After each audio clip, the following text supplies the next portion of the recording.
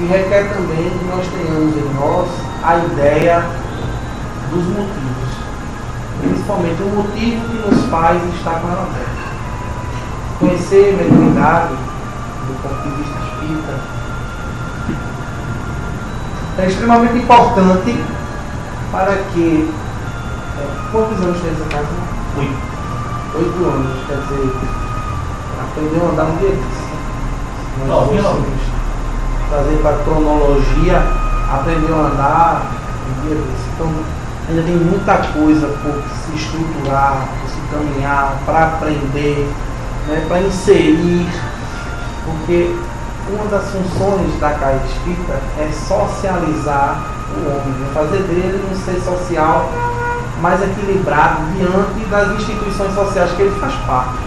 Porque em algumas instituições sociais que ele faz parte, ele não consegue tirar dela aquilo que lhe dá sustância, vamos dizer assim, de uma maneira grosseira, para os embates do dia, para que a gente possa conviver melhor com a família, para que a gente possa conviver melhor, inclusive com as pessoas da nossa instituição. Porque as dificuldades, elas existem não só, não é, na nossa casa, mas onde existe relação social, existe dificuldade de relação. Isso é um fato estabelecido. E não é o fato de nós sermos espíritas que nos torna santos. Então nós temos as nossas dificuldades, os nossos pendores, as nossas más inclinações, para serem vencidas e trabalhadas. E os médiuns espíritas, eles não são especiais.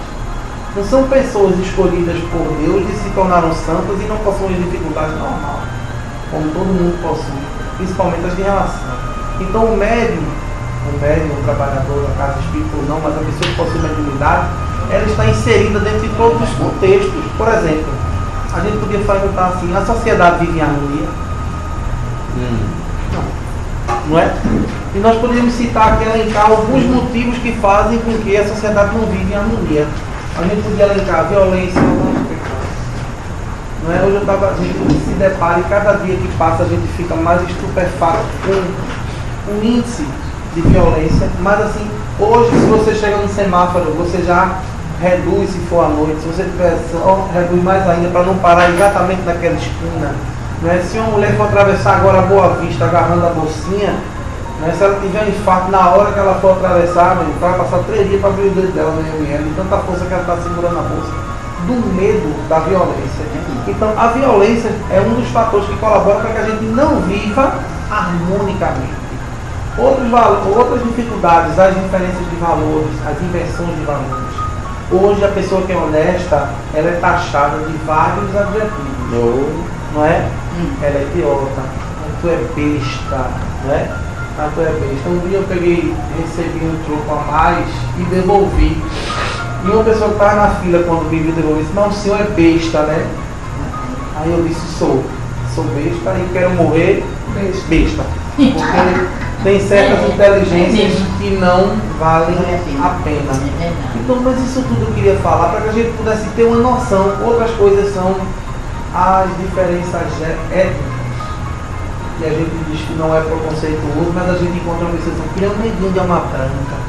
Ora, se você não tem preconceito, por que você o intitula de neguinho de alma branca? Porque o preconceito já é velado, é escondido, ele não é escrachado, ele não é colocado para fora.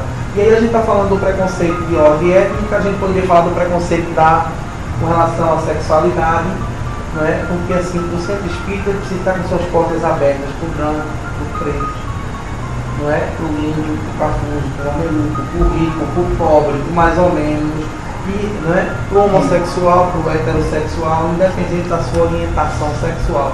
E a gente às vezes se depara com determinadas situações dentro da própria casa, quando aquela pessoa chega, ele tem um carro bonitinho, se veste bem, cheirosinho, aí a gente trata de um jeito. Quando chega aquele de bicicleta que pergunta se pode colocar, aí não pode não, bota lá atrás, veja onde é que você vai botar, que é para sua bicicleta não atrapalhar o percurso. Mas o cara do carro pode parar na porta do centro e você não diz nada. Então isso são coisas que não deveriam acontecer, mas que acontecem ainda na relação que a gente tem. Então eu queria trazer à tona tudo isso, não é? Para que a gente pudesse discutir, e vocês podem participar, colaborar, não tem problema nenhum, para que a gente pudesse entender, antes de entender o processo da mediunidade como uma vivência do comportamento espírita, para que a gente pudesse perceber que a mediunidade não é um atributo do espiritismo, não é uma propriedade do espiritismo. Não existe mediunidade espírita e mediunidade sem espiritismo. Tem alguém aqui que trabalha no setor mediúnico da casa? Só isso é a música que é. Mas está lá dentro. Pronto. Então a mediunidade não é um atributo. Se a gente for lá para trás, a gente vai os iniciados, né, os magos, os feiticeiros.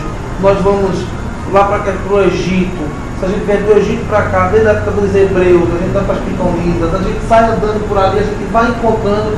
E naquela época, por exemplo, Moisés proíbe se falar em línguas e profetizar. Ora, se a mediunidade não existe na Bíblia, por que Moisés proíbe que se profetize e que se fale em línguas? É porque desde aquela época já existia. O que Moisés queria fazer é o que o Espiritismo fez quando Kardec lançou o livro dos médiuns, era educar o processo que era inescrupuloso. Então qual é a ideia? É a não banalização desse processo, é a não utilização desse processo para fins de futilidade. Quando a gente estuda Kardec, que eu não quero nem me pegar nisso para não ficar muito técnico, mas Kardec diz que há 3 tipos de reuniões mediúnicas. Eu sei que vocês estudam, sabem, mas eu vou dizer assim mesmo, né? São as frívolas, são aquelas reuniões que a gente se reúne para, por exemplo, olha, quando eu casar, meu marido vai ser bonitinho, né? Meu marido vai ser gordinho, meu marido vai ser isso, meu marido vai ser rico, meu marido vai ter dinheiro, olha, eu estou querendo. Pronto, essas são as frívolas. São as experimentais, são aquelas reuniões onde a gente se reúne para mediunicamente a gente experimentar. Foi o que Kardec fez quando construiu, não é, a doutrina dos espíritos e a codificou. E as sérias, que são aquelas que a gente se reúne para poder interagir com os espíritos, construir uma linha, não é, que possa nos orientar no processo da vida. E a gente faz isso sempre, por exemplo, quando a gente está aqui e diz assim, poxa, aquele rapaz falou tão bem, era tão bom que fulano tivesse aqui para ouvir, nunca é para a gente. Muitas vezes, quando nós estamos falando aqui, os espíritos nos se utilizam, né, do verbo do expositor para trazer para a assistência aquilo que ela precisa naquele momento. Então a utilização da mediunidade dentro do processo espírita não é apenas os fenômenos diretos, digamos assim, como a psicografia, que a gente chama de fenômenos inteligentes. Você já ouviu falar disso? Os fenômenos inteligentes são aqueles que, para existir, eles precisam da consciência do médium. Quais são? Psicografia, psicofonia, xenoglacia, o que mais? A sensitiva, a audição, a sensitividade, a intuição, a vidência. Essas são mediunidades, são chamadas mediunidades inteligentes, fenômenos inteligentes. Por quê? Porque necessitam da inteligência do homem para que elas aconteçam. E tem as mediunidades chamadas mediunidade de efeito físico, que são as combustões espontâneas. Quem aqui já fez ESD ou algum estudo da casa espírita, sempre começa pelas irmãs Fox. Vocês não sei se já estudaram, mas está lá. O que é que acontecia? As irmãs Fox fechavam os guarda-roupas e mesmo assim a roupa pegava fogo sozinha. E não pegava fogo em toda a roupa. Queimava exatamente aquela peça que elas queriam que pegasse, os espíritos queriam que pegasse fogo. Então o fogo pegava naquela peça de roupa, mas não pegava no restante. Isso chama-se de combustão espontânea. Outra coisa que acontecia eram pedradas em cima da casa. Não é? Nós não, eu que sou velho, vocês são mais novos, não vão lembrar disso, mas tinha, né, no interior muito aquela coisa de comadre Florzinha, não sei se vocês já ouviram falar sobre isso. O que ela fazia? Ela dava nó na crina dos cavalos, ela jogava pedras sobre as casas, ela piçava os animais dos sítios, ela tocava fogo em alguma plantação, ela vinha para perturbar e tirar onda, para brincar, era chamado de um espírito brincalhão. O que esses espíritos faziam naquele momento era chamar a atenção da intelectualidade para que se pudesse perceber o que existia por trás daquilo. O senhor Arthur Conan Doyle, que é o autor de Sherlock Holmes, é o criador de Sherlock Holmes, que é espírita, e tem 2 livros fantásticos, chamados História do Espiritismo e a Nova Revelação. Ele chama este período, onde os espíritos começam a bater e chamar a atenção do povo, ele chama de período de a invasão organizada. Por quê? Porque não era à toa que os espíritos batiam em Londres, nos Estados Unidos, e começavam a chamar a atenção não das mentes comuns, mas dos grandes cientistas da época. Isso é tão fato que o Espírito Divino nasceu em 1857, no meio do iluminismo, no furdunço da cultura da humanidade daquela época. Tudo a título de cultura emergia dali, vinha da França, vinha de Paris, vinha da Inglaterra, vinha daquela região da Europa.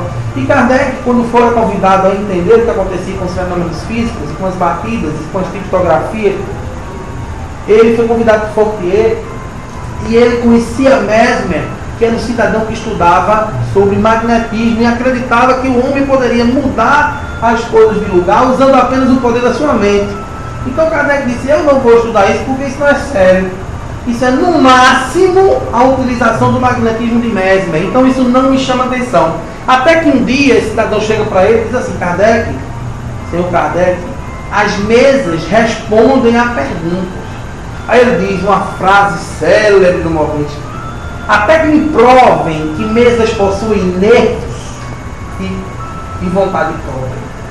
Eu preciso saber e entender que atrás de todo efeito inteligente existe também uma causa inteligente. Isso ele não acreditava, porque homem cético, homem de ciência, pedagogo, filósofo, aí ele foi ver de perto para poder, isso é o que a gente chama de experimento na ciência. A primeira coisa que a gente faz na ciência é esgotar todas as possibilidades do não ser, para só depois nós asseverarmos a veracidade do fato.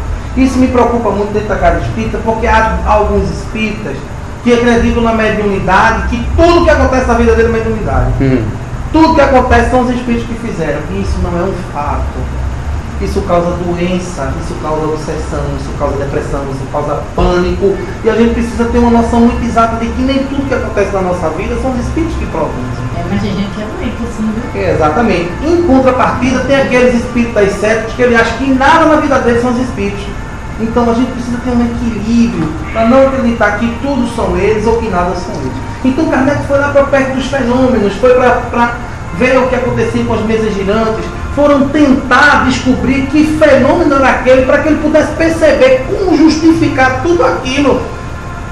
E aí eu vou buscar, eu não me lembro o nome dele, mas um físico alemão que criou o Spiricon e o Vidicon, que são dois aparelhos que filmam e gravam os espíritos. E ele filmou, quando ele começou, eu tenho até 2 livros em casa que falam sobre ele, agora o nome dele me fugiu a memória. Mas o que importa é o que aconteceu de fato. E ele era, assim, no tempo livre, ele gostava de gravar o canto dos pássaros, ele era louco com o canto dos pássaros. E no meio desse canto dos pássaros, ele gravou uma voz dizendo para ele, dizendo o nome dele, que queria trabalhar com ele. Aí ele ficou louco, pegou o gravador, botou dentro de um tonel com água, não é? E botou lá dentro e continuou gravando, e a voz aumentava, dizendo a ele como montar a máquina. Eles passaram a interagir, e o cara foi dizendo a ele, o cientista do além, né, do mundo espiritual, dizendo a ele como montar. Um dia ele já cansado de tanto trabalhar montando o experimento lá para poder filmar e gravar os espíritos, ele deu uma saidinha e demorou, vou só aqui fora e volto. Demorou uns 20 minutos para voltar e disse assim: o que você foi fazer? Isso ele já falando com o espírito através do equipamento.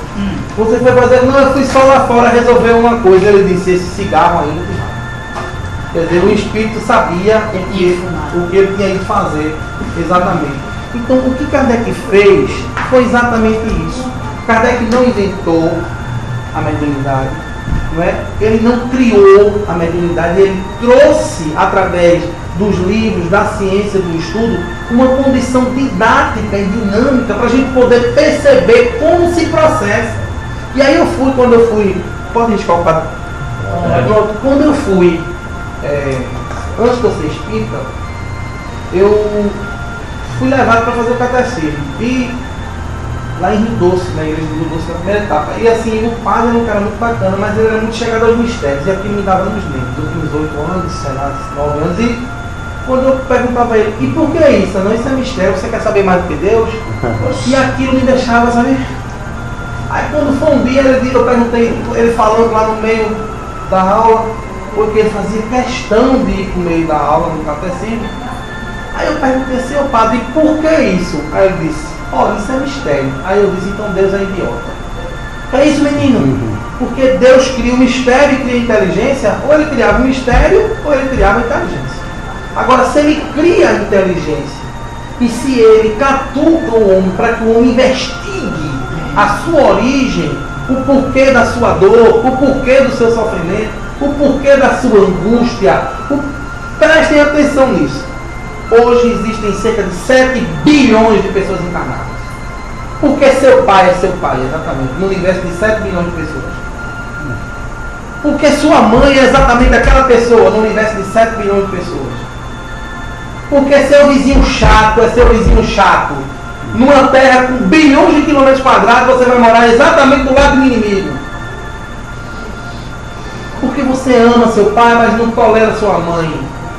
Porque você ama sua mãe, mas não tolera seu pai.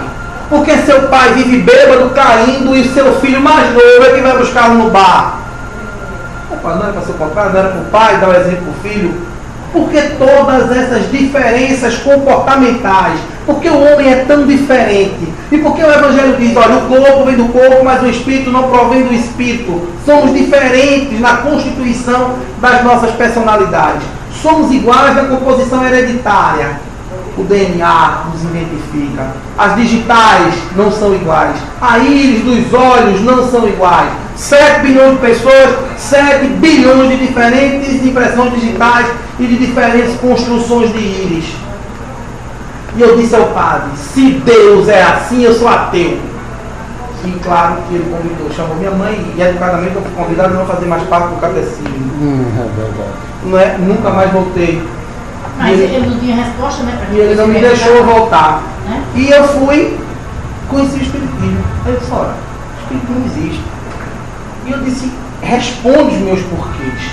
Que é Deus, de onde eu vim, para onde eu vou, quem eu sou. Eu fui entender a estrutura fisiopsíquica do ser humano. É fácil de entender. Ou psicossomática, ou seja, esse nome bonito que você vê por aí, que quer dizer assim, eu fui entender a estruturação daquilo que eu sou. Porque eu guardo no meu coração impressões positivas e negativas de pessoas que eu não conheço. E que quando eu as vejo pela primeira vez, ou eu amo ou eu odeio, sem que justifique amá-las ou odiá-las. Porque elas nunca fizeram nada para que eu as amasse, mas também nunca fizeram nada para que eu as odiasse. Mas é uma impressão, quem aqui nunca teve antipatia por uma pessoa, se ela nunca ter feito nada com você? Acontece. De você olhar assim e dizer, caba chato, esse gordinho. Pense no bicho Comigo acontece de olhar para uma pessoa assim, insuportável. Mas de onde vem isso? E isso mexia comigo. Quando eu comecei a estudar o Espiritismo, eu fui entender o que é o Espírito, para que serve o perispírito, qual a função do corpo físico, como funciona essa trilogia unida que forma a alma, para que serve a alma, de onde vem a estruturação do nosso sistema nervoso, desde a origem dos seres, os unicelulares, as necessidades dos organismos que se reuniram e formaram os órgãos, que se reuniram e formaram os sistemas e que foram se atraindo, cada um buscando as suas necessidades, completar as suas necessidades. O nome disso é evolução. E os organismos se uniram até que, com o passar do tempo e a evolução proporcionasse, eles se tornaram tão perfeitos como hoje é o nosso organismo funcional. Nós temos na nossa condição de mente, nós temos o sistema nervoso periférico, o sistema nervoso central e o sistema nervoso autônomo. Você sabe o que é que o sistema nervoso autônomo faz? Ele faz com que tudo no teu corpo viva, interaja sem que tu comandes. É ele, porque não pense que nada é aleatório. Teu coração pulsa porque ele responde a esta pulsação. O sangue circula porque ele responde a este circular. Tu respiras porque ele coordena a tua respiração. Tu pisca os olhos porque ele também faz isso. E esse sistema nervoso, ele veio a origem dele é esse início pré-histórico, unicelular, bacilo, bactéria, que foi evoluindo e foi se encontrando até formar a grandiosidade e a complexidade que é o corpo humano. Para quê? Para que nós pudéssemos ceder a ferramenta perfeita para que o nosso espírito pudesse crescer e evoluir. E aí a gente, para entender um pouquinho de mediunidade, é necessário entender um pouquinho desse funcionamento, nem que seja superficial, nem precisa ser perito em genética, ou em biologia, ou em funcionamento mental, mas que a gente possa entender que nada é aleatório. Quando a gente fala, como diz Viana de Carvalho no livro Depois eu lembro o nome do livro, mas eu sei que é Vieira de Carvalho, quando ele fala do binômio saúde e doença, e quando ele fala da opção que o homem faz, quando ele tenta cuidar da sua condição emocional, entre estar doente e permanecer doente ou ficar curado. Porque é tudo uma questão de opção. Parece mentira, mas não é. Existe uma parte da ciência que estuda a origem das dificuldades humanas, chamada de patogenia. Patogenia é a ciência que estuda a origem da doença. Só que mesmo a patogenia humana, ela só vai até onde o corpo físico permite. Ela não vai buscar lá atrás, na origem da tua composição espiritual, aquilo que tu és, as tuas dores, os teus sofrimentos, os teus traumas, as tuas dificuldades de comportamento, porque eu gosto tanto de beber, porque o outro não bebe, porque um é tão apegado ao sexo, o outro respeita, porque um é tão honesto, o outro é tão desonesto, porque há tanta variedade de comportamento dentro de uma mesma singularidade familiar. Isso tudo está impresso. Porque a gente diz assim, menino, para de beber. Minha mãe diz assim, meu filho, já foi beber? Eu dizia assim, mãe, já fui beber, já fui menino, já fui adolescente, agora eu sou adulto. Ela dizia, meu filho, acabe com essa cachaça. Eu disse, mãe, eu quero acabar. Mas eu tomo uma garrafa, a pitu faz 50, eu não venço. Eu brincava com ela. Brincava.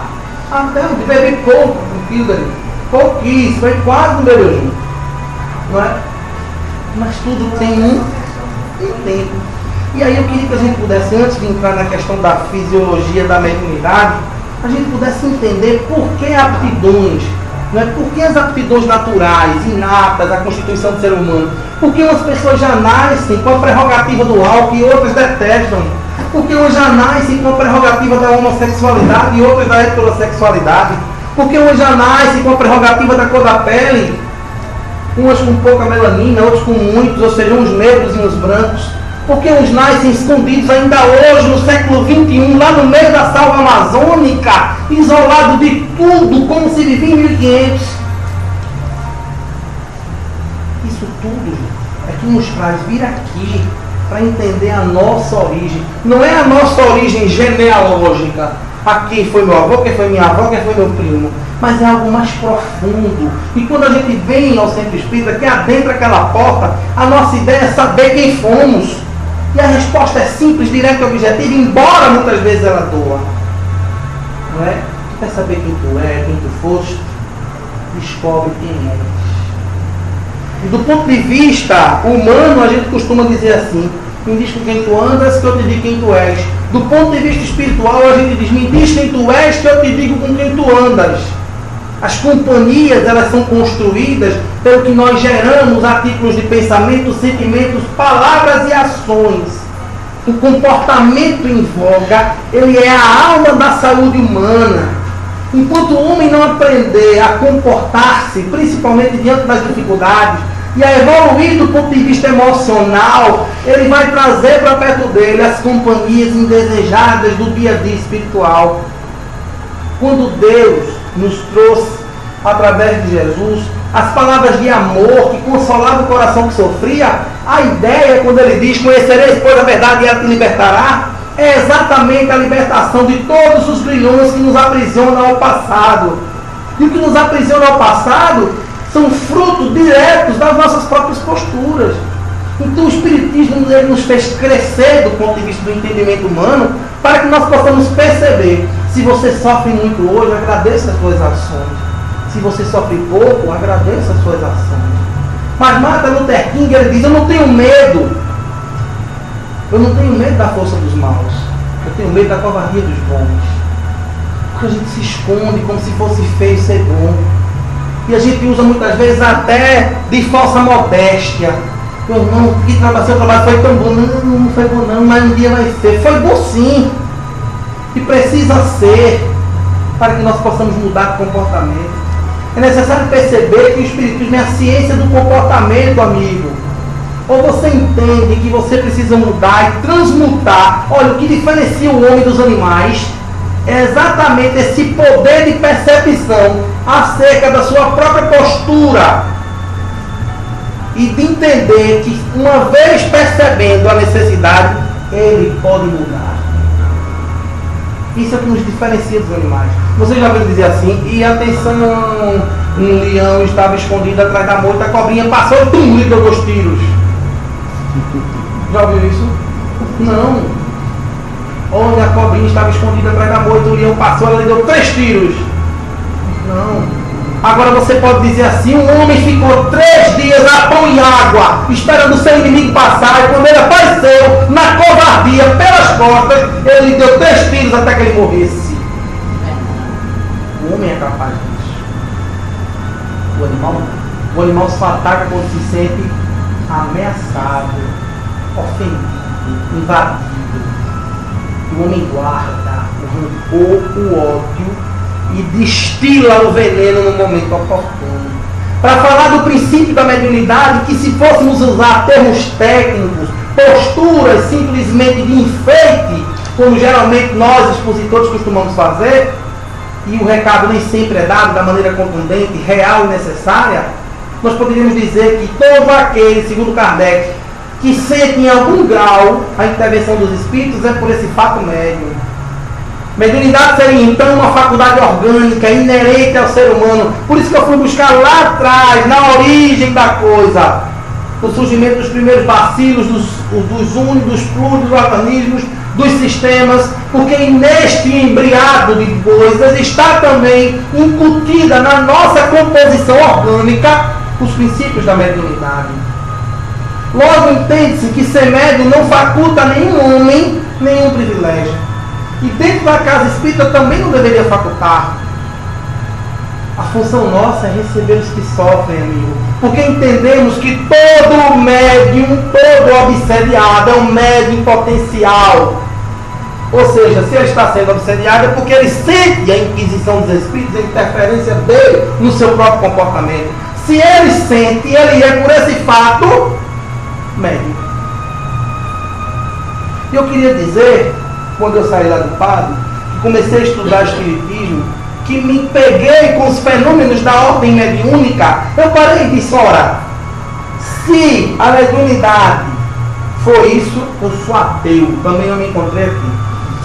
Porque se fosse como dizia Laura May, em Ghost, que está lá o médium, né, e ela mergulha dentro do médium e começa lá todo aquele ciricutico, eu seria ateu. Por quê? Porque a física diz que 2 corpos não ocupam o mesmo lugar no espaço. E se eu não tenho espírito, eu sou espírito, eu não poderia ser habitado por outro. Logo, aquilo não é um fato. Então eu fui entender o que era. Aí eu me deparei com algumas palavras que eu não conhecia. Fluido, / perispírito,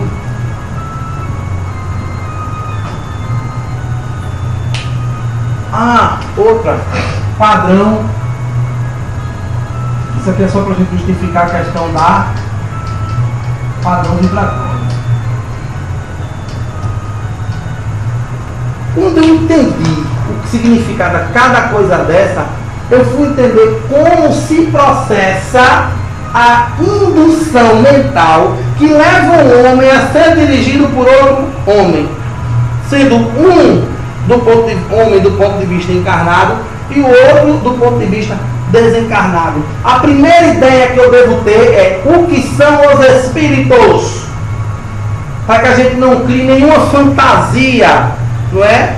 Porque assim a gente só não acredita no demônio, na denominação, na definição que algumas outras religiões insistem em incutir, aquela que provoca o medo, para que você não seja fiel, mas seja, não que você tenha fé, mas que você tenha temor.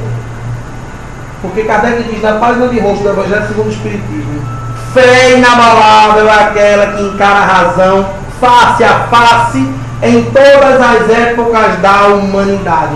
Então não adianta você dizer, 90% você está obsediado, você precisa de 3 passos. Não funciona. Não funciona.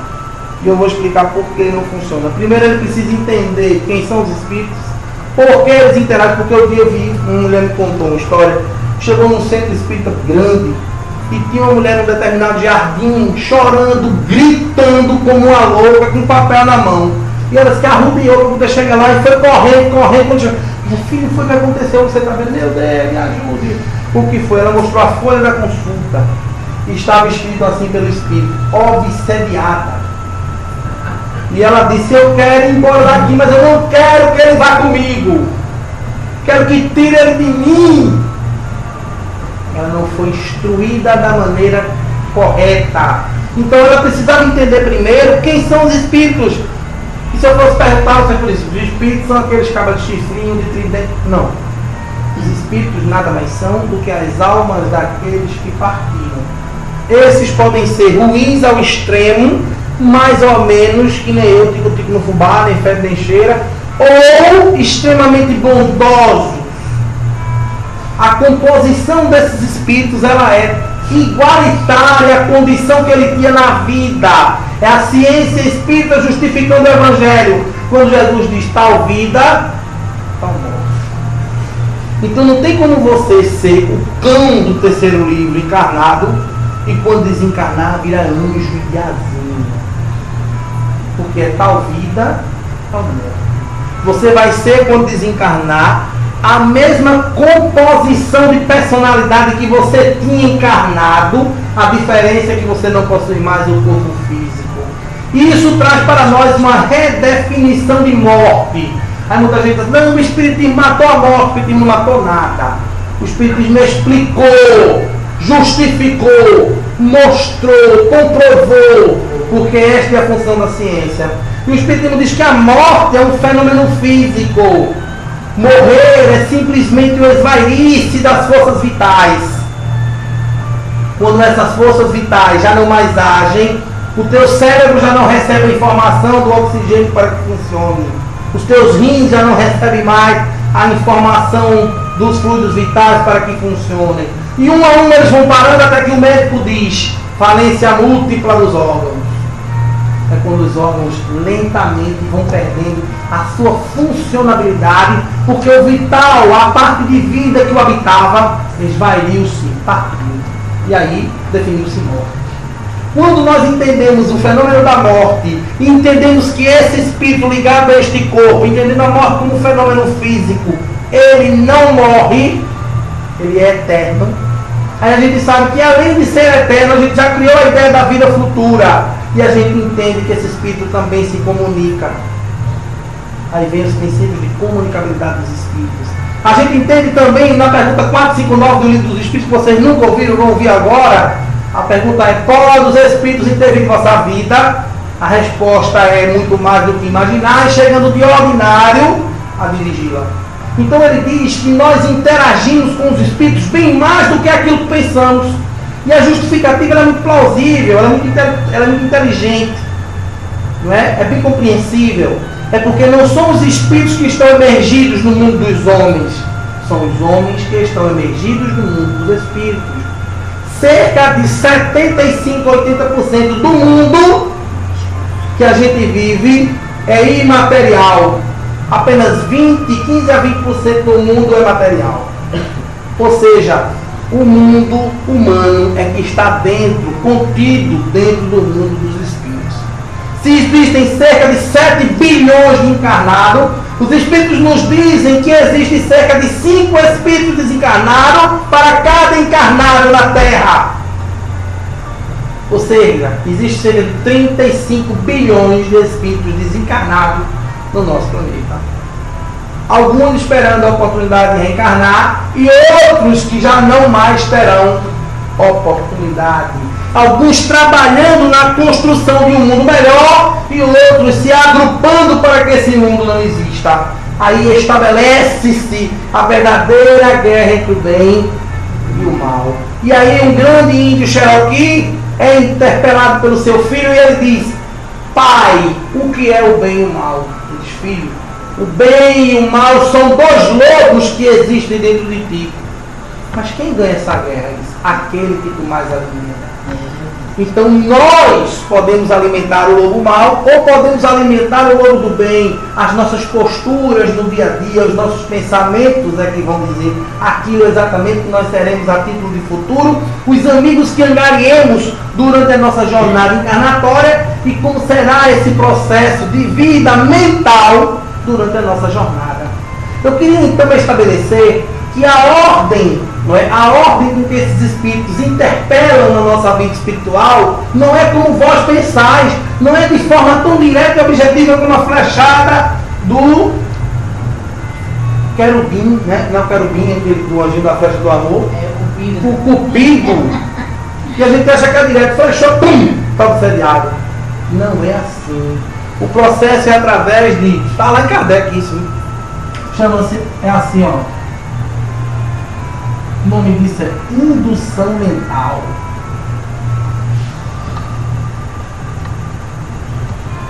Vou dar uma justificativa simples, plausível, direta e objetiva. Vou falar de algumas ondas que existem que a gente não as vê, mas elas existem. Tem rádio de pilha. Como é que é o nome? Dionísio. Tem rádio de pilha. Geralmente o rádio de pilha tem AM e FM. Quando você gira aquela tecla, ele capta um tipo de onda. Quando você bota lá para cima com o FM, ele capta outro tipo de onda. Você vê qualquer uma dessas ondas, mas elas existem? Existem. Porque se elas não existissem, a antena do rádio não a captava, não decodificava e nós não escutaríamos. Isso hoje tem VHF, UHF, não é assim? Digital. Quando você botar lá aquela antena Sky, claro, não sei o que, não sei o que, não sei o que, cada um traz uma imagem diferente do mesmo processo. Isso a gente tira pelos nossos celulares, que além de tudo tem ligação, porque ele agora é tudo e também telefone.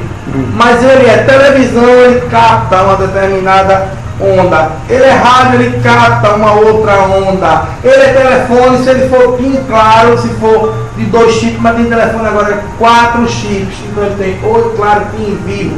Toda vez que você aciona um desses chips, você está autorizando aquele celular a receber aquela onda específica. Entenderam? No processo de indução mental, está aqui, você autoriza o seu cérebro, a sua mente, a receber a indução mental que você está mergulhado nela. Fazendo um paralelo com o rádio de Dionísio, aí eu posso dizer, quando o meu pensamento é bom, aí eu virei o pitoquinho, estou recebendo ondas boas. Quando eu estou irado, com raiva, revoltado, eu virei o pitoquinho para cima, aí eu estou recebendo ondas ruins. Perceberam? Só que não é assim não, ele vibrou, chegou na condição mental, aí eu assumi aquele comportamento dele. Não é assim que funciona. Por quê? Porque o nosso comportamento, ele não é reto, linear. Nós temos momentos de equilíbrio, momentos de mais ou menos e momentos ruins. Nós não temos só momentos ruins, como também não temos só momentos bons. Se nós tivéssemos apenas momentos ruins, a indução mental ia acontecer com maior velocidade. Mas digamos que nesse processo de indução, isso é só um paralelo. Vamos comparar a mente humana com a inserção do desencarnado, que é o desencarnado, não é? E que aqui fosse uma caixa de 1000 litros. Não, vamos fazer uma conta mais fácil. Fosse um baldezinho de 10 litros, para não fazer muita conta. Certo? Se o espírito está aqui, ó, colocando, se tem 6 litros, já só cabe 4, não é isso? É. Ele está lá inserindo, aí você permitiu que ele colocasse esses 6, porque você não estava bem, você brigou com seu irmão, brigou com sua mulher, saiu brigando com todo mundo, chegou no centro revoltado, mas quando chegou aqui você foi tomar um passo porque não estava legal. Você pode até não ter se abastecido, mas você parou aquela inserção, porque o seu padrão vibratório aumentou um pouquinho e você deixou de girar, de vibrar naquela linha mental em que aquele espírito se encontrava no momento que ele atuava contra você. Tá dando para entender, gente? Você não fez esse espírito lagartixa não, né? Sabe qual é o espírito lagartixa? Aquele não está entendendo nada, fica só balançando a cabeça. Pronto. Aí ele está aqui inserindo 4. Quando você toma um passe, você estancou.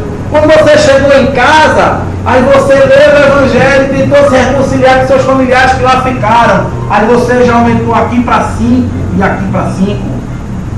Aí você foi dormir bem, acordou tranquilo. Durante o sono você se refez espiritualmente. Aí você virou o jogo, botou aqui para 6 aqui para 4, perceberam que a gente vai estar sempre nesse jogo, porque não há linearidade no nosso comportamento mental, emocional e afetivo.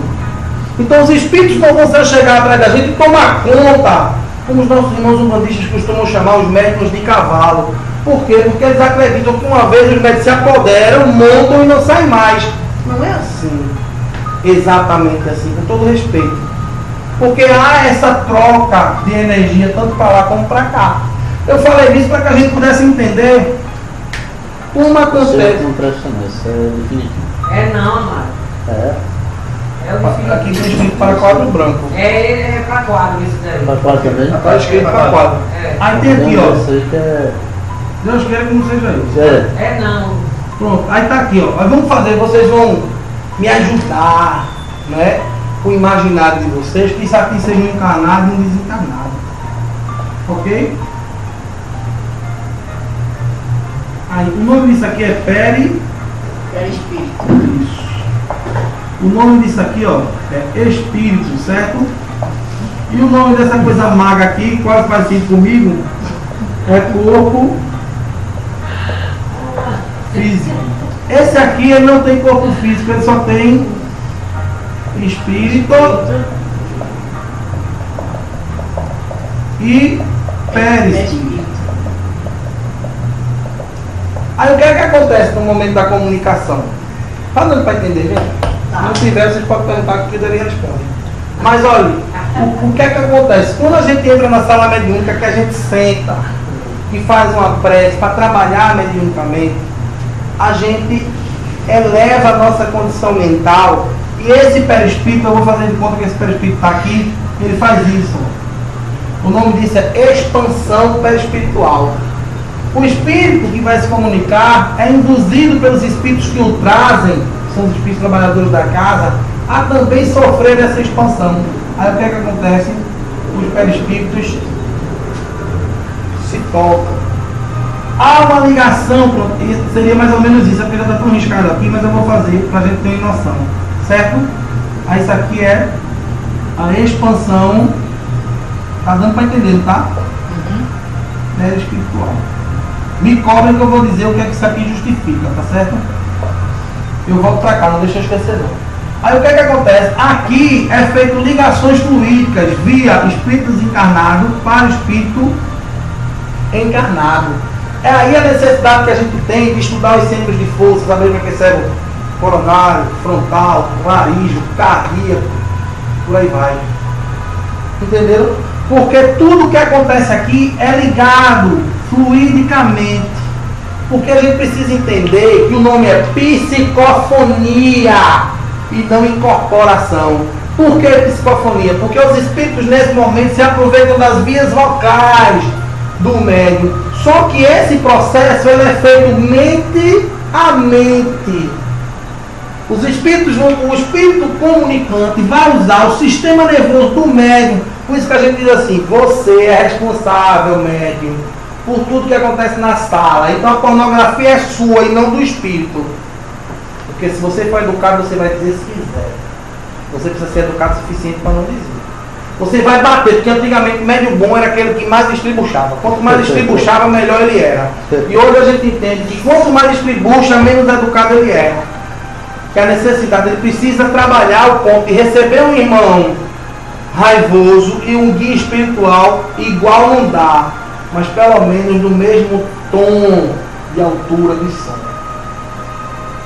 Ao invés. Então o que é que acontece? O espírito se liga ao médium através desses cordões fluídicos, o perispírito se expande, isso do ponto de vista da comunicação e a expansão. O que é que essa expansão perispiritual justifica? O médium, quando está recebendo a entidade, independente da ordem moral ou das sensações e sentimentos que essa entidade esteja passando, o médium não sente momentaneamente o que aquele espírito está sentindo? Sente ou não sente? E eu não vi segurança nesse momento. Sente. O médium não sente. Se o espírito chega com uma dor de cabeça muito forte, muitas vezes o médium fica: eu estou com dor, ai que dor, e o que ele não está sentindo. Aquela dor é do espírito, não é do médium. Por isso a gente precisa trabalhar o emocional do médium, porque a sensação da dor, o médium vai sentir. Mas ele não deve se permitir sentir a dor em si, porque embora a dor é física, se a dor é física, aquele espírito já devia ter se livrado dela. É quando o espírito vai embora, a dor sai. A dor vai embora. E às vezes ficam requícios. E é desses requícios que a gente vai passar os outros 10 minutos falando. Porque o que é que acontece? Aconteceu a expansão perispiritual, ele passa a sentir o que o espírito está sentindo e vai embora. Isso no processo da comunicação mediúnica. No processo da... Posso apagar? Vocês entenderam? Povo inteligente é essa coisa. É tu lidar com gente inteligente. Entendeu, Dionísio, que a aula é para você hoje. Dionísio está tudo caladinho. Já estou caladinho, está dando para todo mundo. No processo obsessivo é um pouco diferente. Por quê? Porque está aqui o encarnado. Vou botar aqui, desencarnado. Está aqui o encarnado.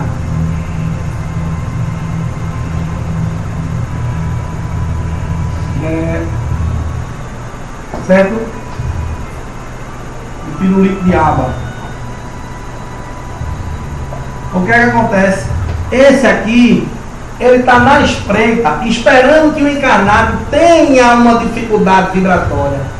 Porque quando ele cai a sua condição do orar e vigiar, quando ele passa a ter raiva, fazer o que não deve, se comprometer com a justiça divina, carregar rancores, ódios, sentimento de culpa, aí é exatamente o que ele precisa para inserir mentalmente a sua condição até que a caixa fique dele, o baldezinho fique cheio, e ele começa a interferir diretamente na vida desse aqui. Perceberam a diferença? Por isso, quando a gente diz assim, você vem para casa espírita, orar, uma paz, água purificada, evangelho no lar, leitura do evangelho, se você não quiser, não funciona. Nada acontece. Nada. Você vai no centro espiritual, eu não vou lá, mas já faz 8, eu desde que fundou que eu estou lá, eu continuo com o mesmo fusquinha, vai continuar, viu? Vai continuar com o mesmo fusquinha. Vai trabalhar, Nós não estamos aqui para isso.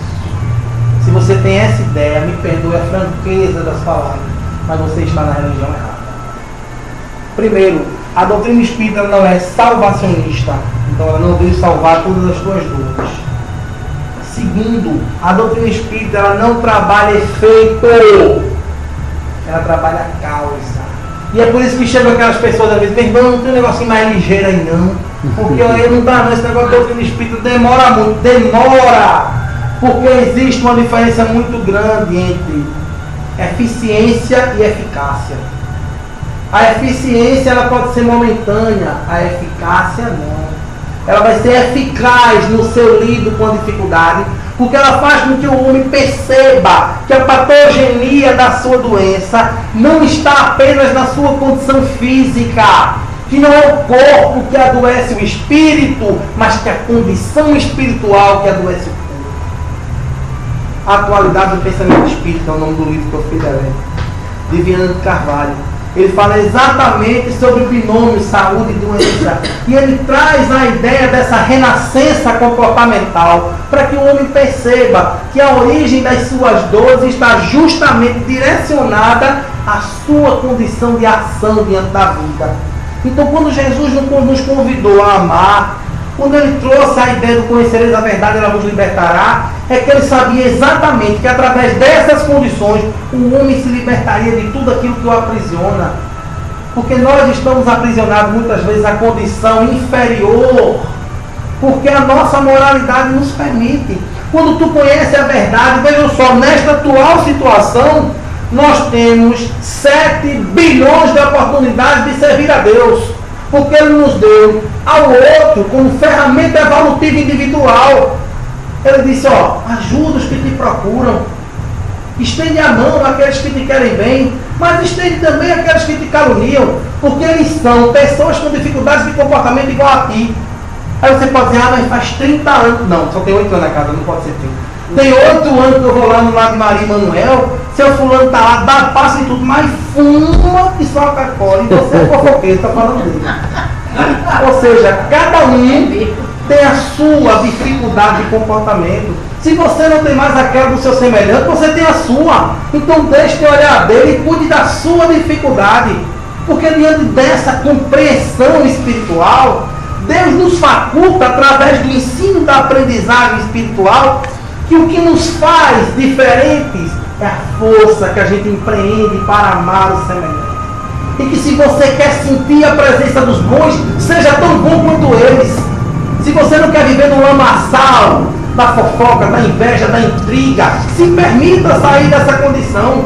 Se você não quer mais viver sofrendo a interferência dos espíritos tenebrosos, dos trevosos, dos perniciosos, você precisa agir diferente do que eles agem. Mas se você vive caindo em armadilha de lobo, é porque você ainda é lobo. Porque o próprio Evangelho nos diz, só os lobos caem em armadilha para lobos. Se você ainda cai com tanta facilidade nesse tipo de postura, e a tua veemência de fé ainda é curta diante das dificuldades da vida, é porque a tua condição de aprender ainda é infame diante daquilo que tu pensa que sabe. Lavoisier diz, o que eu sei é uma gota d'água, o que eu não sei é a composição oceânica. A gente sabe pouco, embora queira saber muito. Eu entendo também que quando o homem pensa que sabe, ele perde uma oportunidade impressionante de aprender. Porque usando o mesmo critério físico, dois corpos não ocupam o mesmo lugar no espaço. Ou seja, se você pensa que sabe, o saber não entra. Tenha certeza disso. Você precisa deixar aquele espaço lá com uma faixinha chamada humildade em aberto para que o saber te preencha. Mas eu diria, perto do término da nossa exposição, que a casa espírita deveria ser a casa de oportunização, minha gente. A gente precisa oportunizar as pessoas que chegam a darem a sua contribuição. Não é função da casa espírita. Eu, quando fui assumir lá o Bolsa Samaritana, a parte mediúnica, inclusive dia 9 de novembro, estou fazendo um seminário lá em Itapsuma sobre mediunidade. Mês passado eu fiz um seminário em Passira. De vez em quando a gente está falando, é um tema que eu gosto de estar trabalhando. Vivo mediunidade, tudo ele sabe disso, na prática, e gosto da parte teórica. E eu entendo que a casa espírita e o coordenador do trabalho mediúnico, me permite estar dentro, ele precisa ter a noção básica da utilização das ferramentas que Deus lhe confia. Porque muitas vezes a gente não tem trabalhador. Claro! O trabalhador chega e você não enxerga. Porque nós estamos atrás de trabalhadores prontos e não entendemos que a função da casa espírita é aprontá-los. É deixar eles prontos para tal serviço. Então, quando eu assumi lá o mediúnico da casa, eu disse a ela, eu digo, olha, a parte de estudo já faz uns 10 anos, hoje a gente tem atendimento fraterno, a gente tem a parte da desobsessão prática, né, na parte mediúnica, a gente tem a orientação espiritual, um dia que vocês quiserem ir lá, que ele avisa, eu falo com o pessoal da casa, a gente disponibiliza uma vaga para quem quiser ver a prática e conhecer a parte operacional do trabalho. Não é o melhor trabalho do mundo, mas é o trabalho que eu faço, que nós fazemos juntos. E eu disse, se for para ficar com a prancheta na mão, com o nome do povo, dizendo que está apto, não está apto, vai passar na mediúnica, eu nem começo. Por quê? Porque que moralidade possuo eu para julgar a moralidade dos outros? Não me sinto apto a esse tipo de postura. A função da casa espírita também não é essa. A função da casa espírita é trabalhar a teoria em consonância com a prática. E a partir da disponibilização desta prática, eu abrir as portas para que as pessoas se encontrem dentro das nossas casas. Por que será que a gente diz que a dificuldade é muito grande de trabalhador? Porque a gente não dá oportunidade. Que a gente precisa oportunizar as pessoas. Quando elas chegam muitas vezes sedentas, verdadeiramente, no livro Atendimento Fraterno, Manuel Flamengo Miranda, pela obra de Valdo Pereira Franco, ele diz: sala mediúnica não deve ser gabinete de terapia para encarnado. Ponto. Então você não vai abrir a sala mediúnica, a gente tem que oportunizar na sala, entra todo mundo de bolo, porque isso é bagunça. Mas, se você conseguir criar uma rotina operacional para casa, é como água em tubo de PVC. Você pode fazer a curva que você fizer, vai desembocar no tanque. Então você vai entrar por aqui, um cursozinho básico, e ali tem alguém com sensibilidade para ir percebendo as aptidões que vão florescendo daquelas pessoas. Porque no final das contas, Deus vai dizer assim: o que fizeste dos fiéis que te confiei? Que fizeste tu das ovelhas que te dei? Onde estão aquelas pessoas que procuraram tua casa de oração e de trabalho? E tu fizeste o quê, né? E a responsabilidade é grande. E nós precisamos estar cientes dessa responsabilidade. Se a gente não tem um caminho, busquemos. Não fiquemos parados esperando, né, como diz o poeta, com a boca escancarada, cheia de dentes, esperando a morte chegar. Porque o tempo passa e ele é implacável. Houve uma época no Bom Samaritano que nós tínhamos o meu pai, o pai de Rinaldo, que já estão os dois aqui para nós. Nós tínhamos pessoas com força, como o seu Elcio, que hoje tem mal de Parkinson, Cirino Ribeiro está em cima de uma cama, não conhece ninguém com Alzheimer. E se você não reciclar, não reformular, não oportunizar, a casa fecha. Porque as pessoas envelhecem e desencarnam. E queiramos nós ou não, um dia todos nós que aqui nos encontramos, iremos partir. E para encerrar, eu queria falar sobre a parábola do mal rico.